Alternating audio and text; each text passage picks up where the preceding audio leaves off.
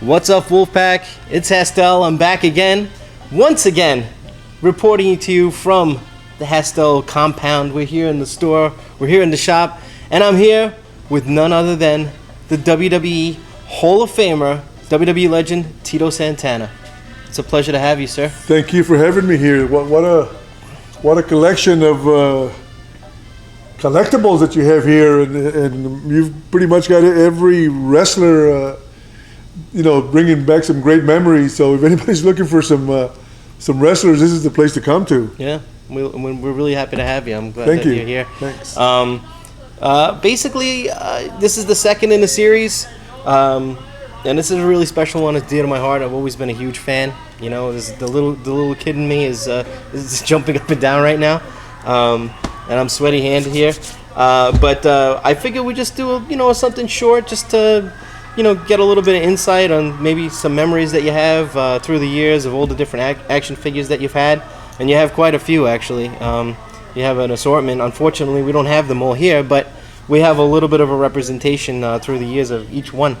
So, but as far as I know, this is the first ever Tito Santana action figure that's ever come out, right? This was like the very first one?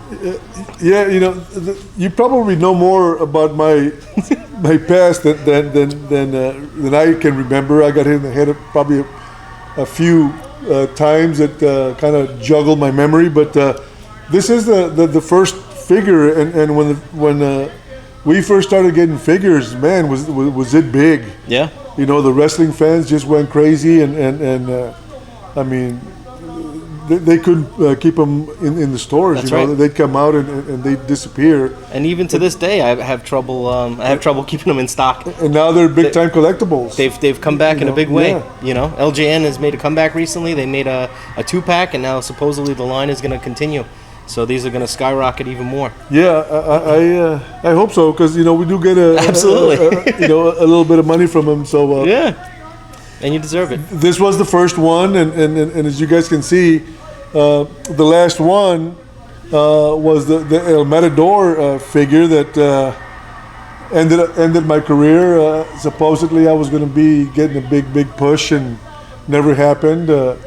Supposedly, I was going to be getting the world title, and it never happened. But that would have been great. I ended up having a great career. So I was left with when I found out that this was the only thing that was going to be merchandised as El Matador, I figured out that I wasn't going to get the belt. But I was left with a figure, and I have a few in my house. You're immortalized once you get made into the plastic and the rubber. Right, you can't take that away.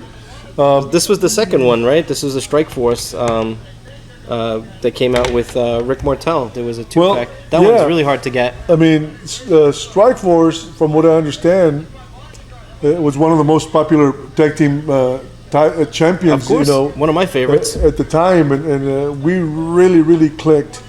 I wish we could have gone, longer with the team, but we had to have the heel turn. Shame on you, Rick. Yeah, but before the turn, Rick had to go back to Canada, and from what I understand, he's a member in his family was ill, and he just wanted to be around, which is, that's understandable. I respect the guy for doing that. Rick remains my friend. He doesn't do much with professional wrestling anymore. I don't see him making appearances. I know that a lot of wrestling fans would love to see Strike Force. I even asked you when I first contacted you. I was trying to see if maybe we could pull something off. But. Yeah, I mean, it would be nice. Hopefully eventually he'll come back, and maybe we can do something together before it's all over and done with. That'd be great. It was a great tag team era. You don't have the era of tag teams anymore. No. The wrestling fans used to enjoy and love to watch wrestling matches. Yeah, and this was I think the first Jakks figure. The first Jakks figure with me with a Intercontinental title. It came with the Intercontinental belt, yep, and it was in the classic packaging. Right. So this was has a lot of memories. They even got the sombrero on the hiney there. Right. And this is a Strike Force before, probably right afterwards, wearing the same shirt that I got on There you right go. now. So Twins. I think there's about 7 or 8 different figures of There's Tito a lot. Santana. There's a lot. So it's kind of cool. And this one was the last one that came out probably 2 or 3 years ago, right? Yep. And that's so far. That's the only one that Mattel has made. That's the only one that exists. I think they should be They should get on the ball and they should start making some more Titos. Yeah. And there's the shirt again. There's my favorite shirt. When I got inducted into the Hall of Fame 2004, and again, this was probably the best one. I really love that figure. It's a Hall of Fame figure. Do they ask you like before they make the figure? Do they ever contact you and ask you like what would you like to see, or do you have a preference with costume, or is Mattel just such a big? Because I know Jakks was good like that. They used to like talk to you guys and see like maybe because they were a little bit more of like a mom and pop type thing. They were a smaller company. Yeah, no. They were a little bit more hands on, maybe. They never asked me for no for my opinion.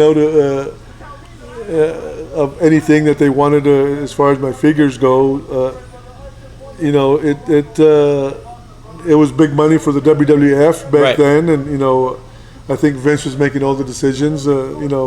I was just happy when every time another figure came out, it was money for Tito Santana's family. That makes sense. Yeah, puts food on the table. Yeah. So, and this, I mean, I gotta say, we saved the best for last. This is my favorite Tito Santana figure because this was my generation. This was the ones that I had. I remember buying this brand new from Toys R Us when it was still $3.99. You can't get them for $3.99 anymore, unfortunately. But yeah, this is. Do you have any thoughts on the Hasbro one? Well, like I said before, when Vince asked me to, he told me that he had that I was going to have one more run in the WWF, and he was going to give me a big push, and as El Matador, and I went to Mexico and learned how to bullfight, and they meant business back then. Yeah. You had to live the gimmick, right? Right. Supposedly, they were going to put the world title on me, right?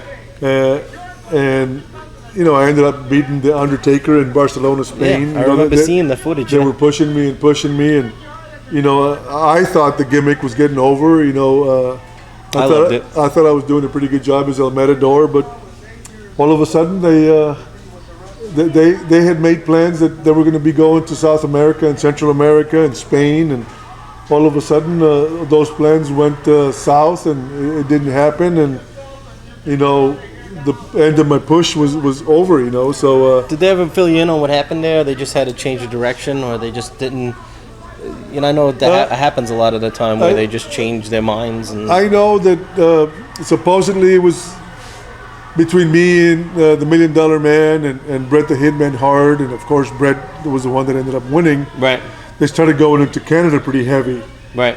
I think the problem was the peso in Central America and Mexico and South America was so devalued that it was hard for the WWF to make money. So I think it was all about money. Yeah, financial. Yeah. That's what it always comes down to, right? The almighty dollar. So I retired from the WWF and never went back. And then they put you in the Hall of Fame 2004, right? They put me in the Hall of Fame, and there's a lot of memories, and I'm so grateful for the career and all the fans that I've had all over the world, and it's been a nice run. Well, you definitely have a big fan here, so thank you. And I appreciate it, and I appreciate you coming by and spending the day with us and doing this video. It means a lot. Thank you so much. Thank you so much. Arriba!